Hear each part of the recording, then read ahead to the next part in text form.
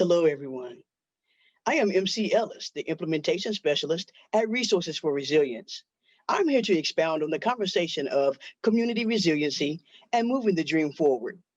Thank you for the invitation to connect with you for a few moments around strategies that help us increase collective resilience. The call to action in this platform is to give specific strategies that communities of color can implement when dealing with individual and community trauma that foster community resilience. Individual trauma can be defined as a perceived or actual event or set of overwhelming circumstances that produces feelings of intense fear or helplessness. In short, too much, too fast.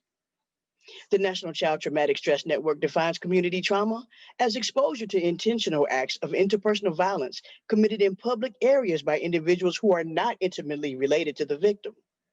Community violence is also an intentional attempt to hurt one or more people or families.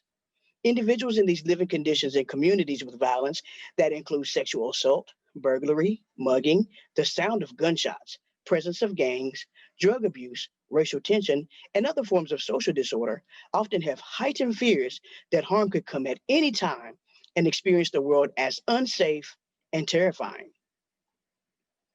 So, as we speak about heightened fears, it brings me to why Resources for Resilience was asked to be a part of today's conversation. Our training teaches what it means to restore balance in the nervous system and strengthen resiliency by utilizing resiliency focused tools. Resources for Resilience was created to answer the call to the adverse childhood experience crisis. Our hope is to create a common language around stress and resiliency across our communities. So today, I will teach you just a snippet of our training as you will learn how your body and brain respond to stress and trauma, as well as claim the ability to reset your own nervous system. So, in every mammal, your nervous system is designed to work the exact same way. Charges and releases happen, things happen, triggers happen to our nervous system. Okay. But depending on the response of your nervous system, how much trauma and toxic stress that you've gone through in your lifetime. So little charges and releases kind of happen. The kids didn't get on their Zoom call this morning. Maybe you spilled coffee on the document that you were supposed to present, or somebody cut you off in traffic, right? Those are charges. And the release is when you come down and get back into the place that you're calm, you're collected, and you're connected, right? And that's what we're calling the resilient zone, okay? So when toxic stress or some kind of trauma, right, or anything that triggers your nervous system it hits like a jolt, right? And it can bump you into the place that we call amped up or the place that we call shut down. And if you're amped up, you're hyper, you're anxious, you can't sleep, you're angry, you're constantly on the lookout for danger, you're hyper vigilant, right? Sometimes you're sensing smoke when there's no fire. And the shutdown place looks like I'm helpless, I'm sad, I'm exhausted, I'm disconnected, I'm foggy, I'm withdrawn, maybe I'm numb, I don't feel anything or pain. And pain, emotionally or physical pain, can live in either the amped up or shut down place. And again, charges and releases happen all day, every day sometimes, right? And our nervous system is designed for that. However, your nervous system is not designed to live or hang out in the amped up place or the shutdown place. So we're going to look at the brain, a very small portion of some information about the brain. This is a vast subject, okay? But I'm just going to give you a really quick overview. So this is a bottom-up tool, right? Because we kind of live in our survival brain. It starts in the survival brain first. This is where our autonomic body functions live. So you don't have to think about breathing or your heartbeat, right? Or how your nervous system is to respond. So your fight, flight, freeze, submit, or collapse lives in the survival brain, which is right back, they call it the hindbrain, right in the back of your neck there. So the emotional brain is the limbic system. It's kind of stuck on the side here. That's where all your feelings are, right? All your emotions, that's where they live. Attachments, right?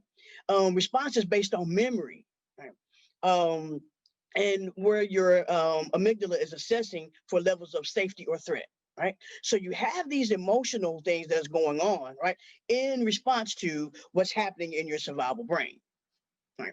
So the thinking part of your brain, which is what we're calling the online brain, being online. So if you're not online, your lid is flipped. I know you guys probably have heard that in our community. I hope so, as we're creating this common language, right?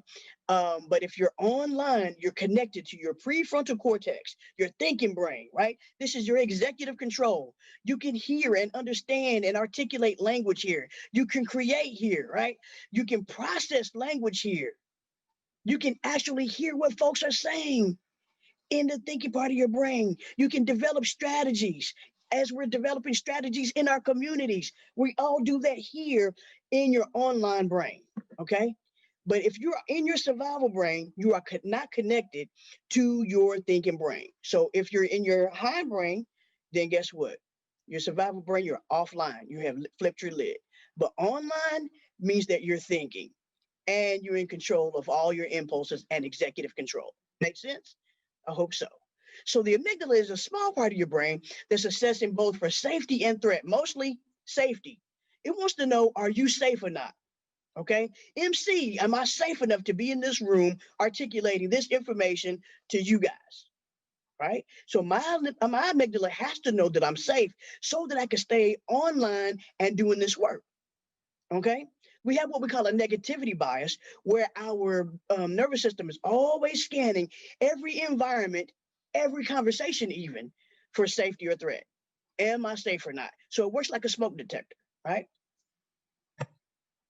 So to restore balance to our nervous system, we must signal safety to the survival brain.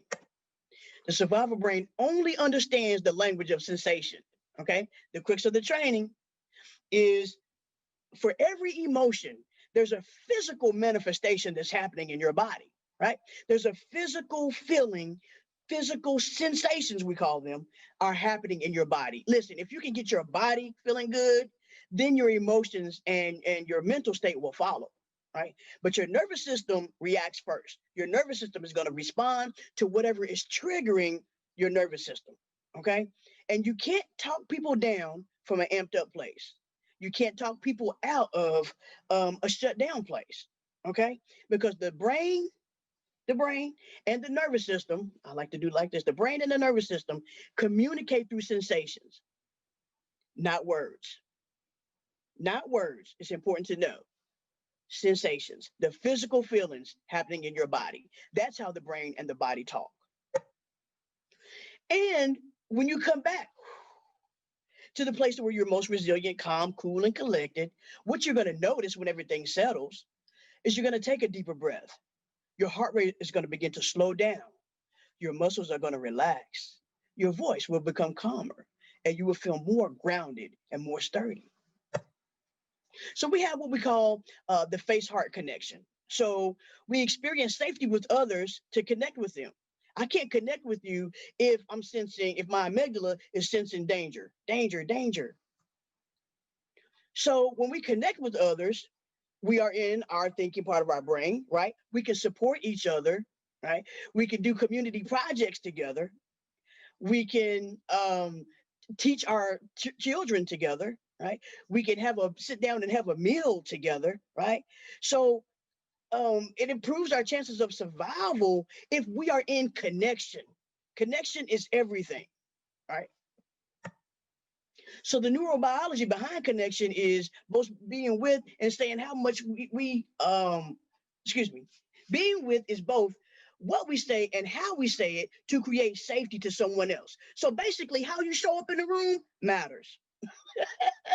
Your facial expression, your tone, your volume of voice, your body language, all those things matter when you're showing up in a room and you're saying that you want to connect with me, right? You're saying you want to connect and build with each other in community. There has to be this establishment of safety.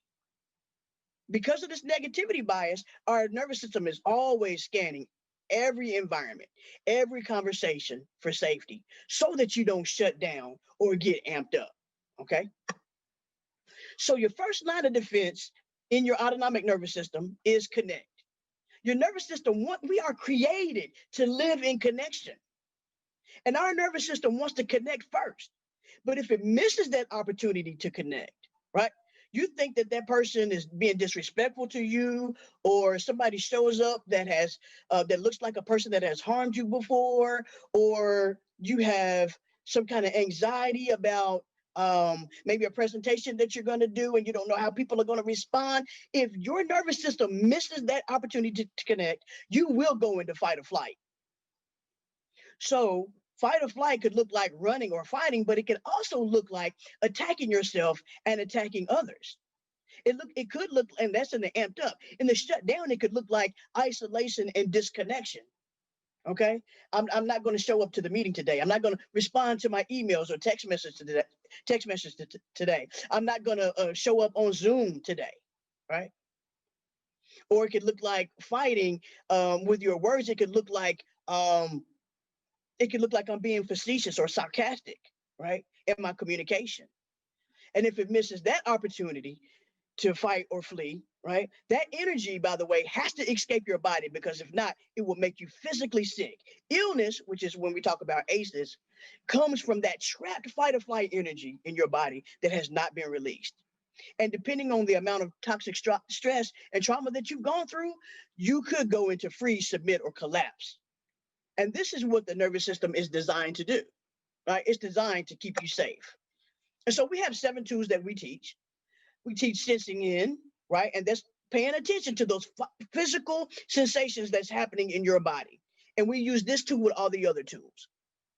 There's a rapid reset tool. There's one tool, but many ways to implement it, where you calm down quickly and get back into balance, and you can help someone when needed. Connect, of course, we've been talking about that, where we feel more trust and safety in our relationships with others, and we notice that we're not alone. Resourcing is what I'm going to teach today. Sense into a positive memory of strength that helps you feel just a little bit better. Restore, where we move from feeling shame to a place of feeling understood, heard, and validated. Highlight, notice and name how you're making it through, who or what is helping you. I'm going to teach that today as well. And there's the redirect tool. Notice neutral or positive body sensations when you feel physical pain or emotional upset. So I know I only have a little bit of time, so I'm going to try to teach you really fast. So stay with me. So highlight. Basically, it's like when something bad happens, our brain only notices temporarily the negative stuff. So what we do is we ask questions about, well, when that was all going on, who or what was helping you, right? So asking that question or those questions kind of opens our vision, widens our field of vision to know what good can come along outside of that negative or awful thing that happened, right? So it helps us to highlight the what was it helps us to give a highlight to the negative part of the story, okay? So when we resource using a very little thing that's helping, who's helping you? What's helping you going on right now? Right, helping you, excuse me, to make it through right now. Right. And so you sense into it. What is physically happening in your body? Right? Are your muscles tight? Is your breathing fast? Is your heart rate sped up? Right? So we want to notice our breathing, our heart rate, and our muscle tension. Okay. So who's helping? What's helping you make it through right now? When's the last moment that you felt slightly calmer, even for like 30 seconds? And did we notice that? And even if someone has passed on, we can say, hey, with that person, so it would be like my grandma, right? What would your grandma say to you right now, MC, in this moment that could help you feel just a little better, right? And resourcing. Resourcing, I love resourcing. It's something positive that helps you feel good, calm, strong, or even just okay, right? It could be a person, place, animal, object, or activity. Something that makes you feel proud, helps you through the hard times, or it could be a personal or physical strength. But the key to resourcing is specific and personal to you. It's not general. It's not your happy place. It's not something that you've made up, but it's something that you've actually experienced, right? A real person, place, animal, object, or activity that your nervous system can connect to. And we draw as many details. I like to say we're making the movie. We pull in as many details as we possibly can to ask questions of discovery, because the more you pull in details, the more your nervous system is going to connect to it. And all of these tools is about bringing you into the here and the now as you're telling your story, right? How are you feeling right now in your body? Not emotionally, but physically. check your breathing, your heart rate, and your muscle tension. Right? When we pay attention to our nervous system, then our brain has to pay attention to our nervous system and create a response. We can create a different response, excuse me, we can create a different response, right? From the way that our brains and bodies used to work with toxic stress and trauma. Okay? So the quickest route back to your resilience zone is sensing into the positive or neutral sensations that are connected to your specific resource. And I want to end with a quote from Brene Brown. She says that rarely can a response make something better. What makes something better is connection. Thank you.